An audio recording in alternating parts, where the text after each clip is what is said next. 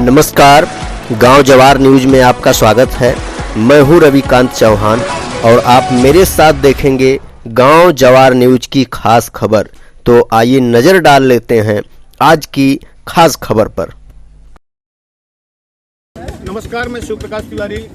आप सभी का आपके अपने चैनल गांव जवार न्यूज में स्वागत है। जैसा कि आप सभी जानते हैं कि इस समय विधानसभा का चुनाव पूरे उत्तर प्रदेश में जोरों खरोश के साथ चल रहा है और सारे ही कैंडिडेट जिनको पार्टी की तरफ से चयनित किया गया है, सारे ही कैंडिडेट जनसंपर्क में लगे हुए हैं, अपने अपने लोगों के बीच में जा रहे हैं और अपनी जीत का दावा कर रहे हैं। और उनके समर्थक भी जोशो खरोश के साथ मैदान में लगे हुए हैं, जनसंपर्क कर रहे हैं, लोगों से मिलने का प्रयास कर रहे हैं। इसी क्रम में मैं आया हुआ हूँ गोपालपुर विधानसभा क्षेत्र के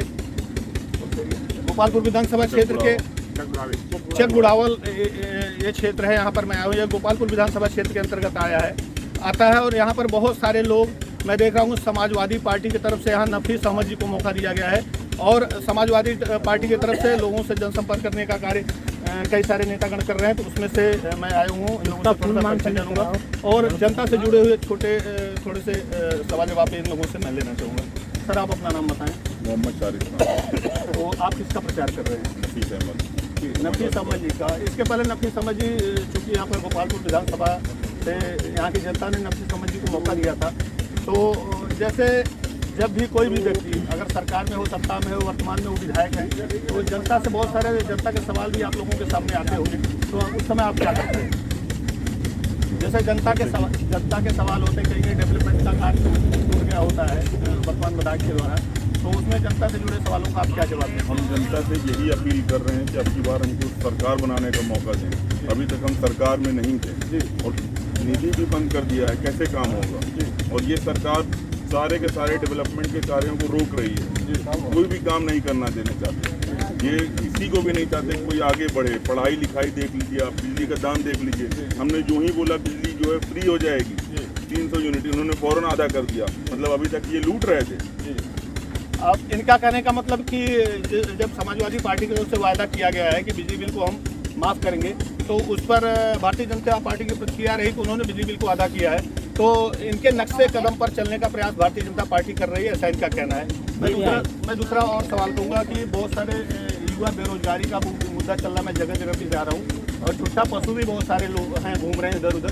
तो ऐसे में बहुत सारे किसान परेशान हैं। तो क्या इस प्रकार का मुद्दा मिलने से आप लोगों को मजबूती मिली है आपकी राजनीति में और फायदा होने वाला इस प्रकार के मुद्दे से? भैया, ये मेनली राजनीति का मुद्दा नहीं है। हमको मेन क्या चाहिए, डेवलपमेंट।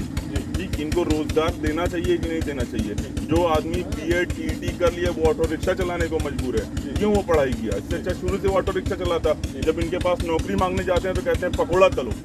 ये कोई बात हो गई? हमारे नेता हैं ओम प्रकाश राजभर, अभी 10 दिन पहले उनके ऊपर बताइए हमला करवा दिए। ये तो कोई बात हुई नहीं। और कहते हैं कि यूपी में बहुत अच्छा शासन है। ये शासन है यूपी? और आवारा पशु सारे के सारे खेत चर जा रहे हैं, किसान आत्महत्या करने को मजबूर हो गया है। ये बिल्कुल गलत है और हम इनको जवाब देंगे, जनता इनको जवाब देगी। इन्होंने कहा कि जनता इनको जवाब देगी। और आपके एक अलायंस है, आपके एक घटक दल हैं ओम प्रकाश राजभर जी। तो कहा जाता है कि ओम प्रकाश राजभर जी मौसम वैज्ञानिक है, जैसे रामविलास पासवान जी बिहार में हुआ करते थे और वह चुनाव आने के पहले ही राजनीति का जो रिजल्ट आने वाला उसको भाप के उस पार्टी में जाते थे, उसका समर्थन करते थे जहाँ से पॉजिटिव रिजल्ट आने वाला हो। मतलब वो लगातार सत्ता में जो बने रहने की कला थी वह रामविलास पासवान जी को मालूम थी। तो ओम प्रकाश राजभर जी इसके पहले भारतीय जनता पार्टी के साथ थे और अब की बार वो समाजवादी पार्टी के साथ आ गए हैं। तो ऐसे में क्या उनको माना जाए कि मौसम वैज्ञानिक की तरह से सरकार समाजवादी पार्टी की आने वाली, इसकी वजह से वो आपके साथ हैं?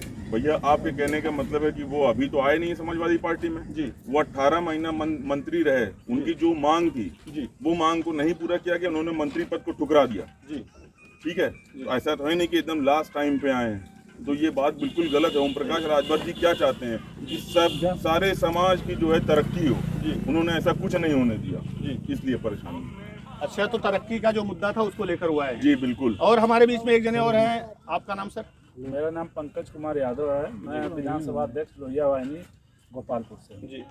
तो पंकज जी आपका स्वागत है। और मैं एक बात ये पूछ रहा था कि जैसे सरकार अभी तो भारतीय जनता पार्टी की सरकार बतौर कार्य कर रही है यहाँ पर यूपी में, लेकिन बहुत सारे लोगों के मुद्दे हैं। युवा बेरोजगारी का मुद्दा बहुत ज़्यादा चरम पर है और आप लोग क्षेत्र में जाते हैं तो युवा बेरोजगारी की वजह से उनको आपकी तरफ से क्या कहा जाता है कि सरकार तो कहीं कहीं देखा जाए तो बेरोजगारी के मुद्दे पर पूरे नंबर उसको नहीं मिल पा रहे भारतीय जनता पार्टी को, तो आप लोगों को कैसे मोटिवेट कर रहे हैं युवाओं को? देखिए, ये पूरे जो युवाओं का जो यूथ का मैटर है, ये सरकार हर मुद्दे पर विफल रही है। चाहे यूथ का मैटर हो, चाहे छात्रों के रोजगार, नौकरी, शिक्षा, तमाम तरीके के मुद्दे पर ये सरकार विफल रही है। ये सरकार अभी देखिए टेट की परीक्षा हुई, उसमें पेपर लीक हुआ, तमाम भर्तियां हुई जितनी उत्तर प्रदेश में, इस सरकार में एक भी भर्ती सही नहीं हुई। और तो और 69,000 वैकेंसी में किस प्रकार से लोगों को दबाया गया, उनके हकों को मारा गया, तमाम प्रकार से ये सरकार जो है कि युवाओं के मुद्दे पर विफल रही। आज युवा पूरा हताश और निराश है। जिस प्रकार से आपके हमारे इलाहाबाद में हमारे छात्रों के साथ, नौजवान छात्रों के साथ बर्बरता हुई, लखनऊ में बैठे हमारे धरने पर साथियों के साथ बर्बरता हुई, ये कहीं ना कहीं इस सरकार की निरंकुश और तानाशाही को दर्शाता है। ये सरकार युवाओं को अगर पीड़ित और दबाना चाहती है तो ये युवा अब की बार इंकलाब लाएगा और राष्ट्रीय अध्यक्ष आदरणीय अखिलेश यादव जी, ओम प्रकाश यादव जी और संजय चौहान और हमारे स्वामी प्रसाद मौर्य जी के हाथों को मजबूत करके एक इंकलाबी परिवर्तन लाएगा। जी।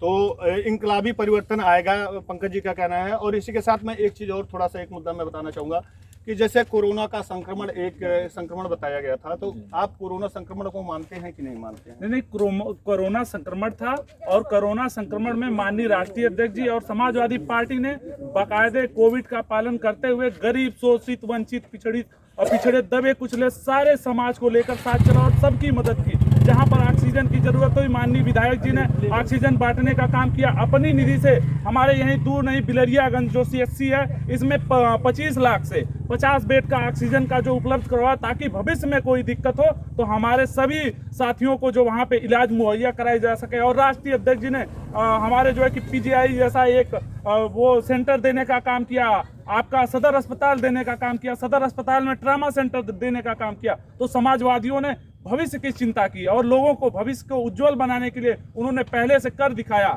और ये सरकार काज सोचती और योगी बाबा काज सोचते कि युवा कैसे कोरोना काल में पीड़ित था और लोगों को ऑक्सीजन नहीं मिल रहा था, दवा तक नहीं मिल रही थी, अरे सब चीज छोड़िए, 1-2 रुपए की पैरासीटामोल की गोली तक नहीं मिल रही थी लोगों को। तो युवा सारे लोग परेशान थे और माननीय राष्ट्रीय अध्यक्ष जी ने भविष्य को सोचते हुए बहुत अच्छा काम किया और कोविड काल में राष्ट्रीय अध्यक्ष जी ने करोड़ों रुपए दिए। तो अभी आपने सुना कि राष्ट्रीय अध्यक्ष जी ने कोविड काल में बहुत सारे कार्य किए हैं। तो अभी हमारे राजभर समाज से भी आप आते हैं, आपका क्या नाम है? मेरा नाम मिराज खान। मिराज खान जी, आइए। तो ओम प्रकाश राजभर जी आपके अलायंस हैं, मैं जानना चाहूँगा अगर आप अपनी बात रख पाए। क्या नाम है आपका? मोहन राजभर जी। तो ओम प्रकाश राजभर जी जो आपके पार्टी के जो राष्ट्रीय अध्यक्ष हैं, सुहेल देव समाज पार्टी के, तो उन्होंने जो समाजवादी पार्टी के साथ गठबंधन किया और सरकार कह रहे हैं कि हमारी सरकार बनने वाली है, तो आपका क्या कहना? आपका समाज के सारे लोग उनके साथ समाजवादी पार्टी को वोट कर रहे हैं?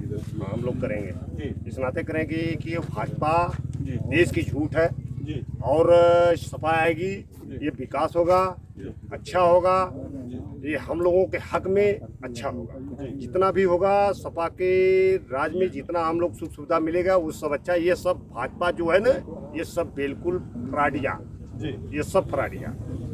और यही हम लोग चाहते हैं कि सरकार अखिलेश जी मुख्यमंत्री बने और हम लोग उनके साथ हैं और साथ रहेंगे। आप उनके साथ रहेंगे, समाजवादी पार्टी के साथ रहेंगे। सर आपका नाम? रहमतुल्लाह जी। आप कुछ करना चाहेंगे?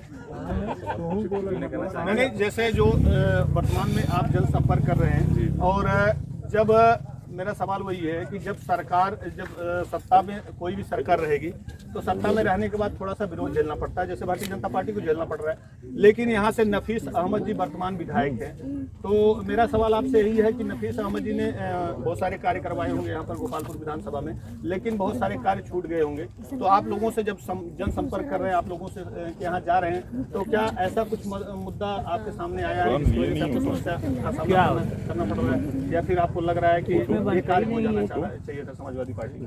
सही है। विधानसभा गोपालपुर में जो है माननीय विधायक नफीस अहमद जी बहुत कार्य करवाए हैं, लेकिन कोविड की वजह से सरकार, भाजपा सरकार जो है उनकी निधि बंद कर दी और वो विपक्ष में थे। और हम लोग यही चाह रहे हैं, लोगों से यही कह रहे हैं कि आप सरकार बदलिए, उनको सरकार में लाइए। उसके बाद आप विधानसभा गोपालपुर को देखिए, माननीय नफीस अहमद जी कितना कार्य करवाते हैं। और यहाँ से लोगों ने मन बना लिया है कि भाजपा को यहाँ से भगाना है, और यूपी से ही नहीं पूरे हिंदुस्तान से भगाना है। और माननीय नफीस अहमद जी यहाँ से बहुत बड़ी मार्जिन से चुनाव जीतने वाले हैं। बहुत बड़ी मार्जिन से चुनाव जीतने वाले हैं। एक चीज और मैं जानना चाहूंगा कि आपकी पार्टी के वसीम अहमद जी सबसे बढ़िया राज्य मंत्री, बहुत बड़े नेता, क्षेत्रीय नेता हुआ करते थे, जो कि अभी नहीं है, लेकिन उनकी जो औरत है समा वसीम, उनकी भी चर्चा हो रही थी, उनको मौका दिया जाएगा या फिर योगेंद्र यादव जी को मौका देने की बात चल रही थी। ऐसे में एक बार पुनः नफीस अहमद जी को जो गोपालपुर विधानसभा के तरफ से मौका दिया गया है,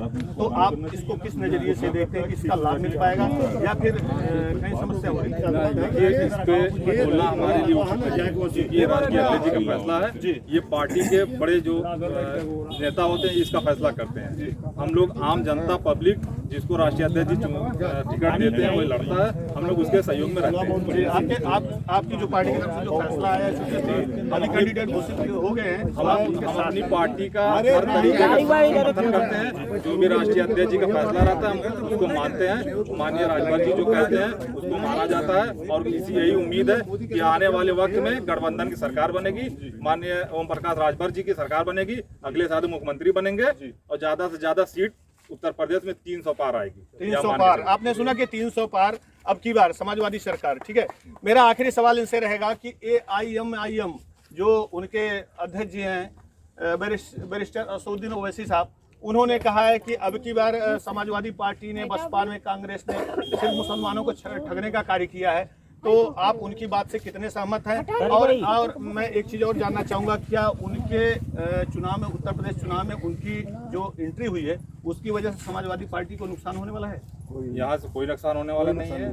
जो भी शिक्षित वर्ग है, मुसलमान, सब लोग समझते हैं, जिनको वर्गलाने का काम वो करते हैं। यहाँ इनकी कोई भी पॉलिसी काम करने वाली नहीं है। वो भाजपा के एजेंडा पे काम करते हैं। उनको यहाँ से लोगों ने नकार दिया है। वो जहाँ है वहाँ जाके अपनी राजनीति करें, वो हैदराबाद में राजनीति करें। यूपी से उनका कुछ होने वाला नहीं है। उनके वर्गलाने में यहाँ कोई मुसलमान उनके झांसे में आने वाला नहीं है।